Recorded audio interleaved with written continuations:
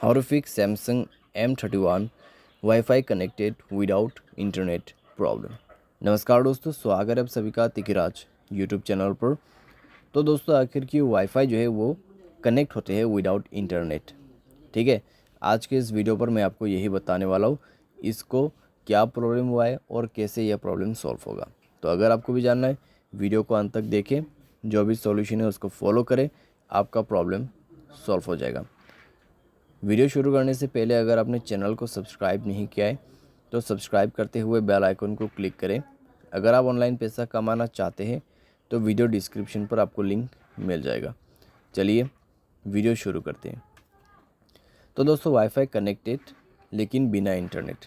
ठीक है, यानी कि उस वाईफाई में इंटरनेट नहीं है। तो उस इंटरनेट का स्पीड यहाँ पे शो हो रहा है 72 MBs। ठीक है, और उसके बाद उसका पासवर्ड हो गया सिक्योरिटी। आईपी एड्रेस आप देख सकते हैं, तो ऑटो रिकनेक्ट का ऑप्शन भी है। लेकिन यहाँ पे क्या हुआ है, वाईफाई जो है वो विदाउट इंटरनेट कनेक्ट हुआ है। ठीक है, यानी कि आपके इस वाईफाई में कुछ इंटरनेट ही नहीं है। मान लीजिए अभी आपका इंटरनेट ऑफ रहेगा तो इस वाईफाई से आपका कुछ भी नहीं चलने वाला है मोबाइल पे। ठीक है, क्योंकि इसमें इस वाईफाई में इंटरनेट कनेक्टिविटी नहीं है। तो आपको क्या करना है, उस हॉटस्पॉट वाले डिवाइस में जाना है। ठीक है, जाके इंटरनेट कनेक्शन को ऑन कर देना है। ऑन करने के बाद ही दोस्तों ये कनेक्ट होगा विथ इंटरनेट।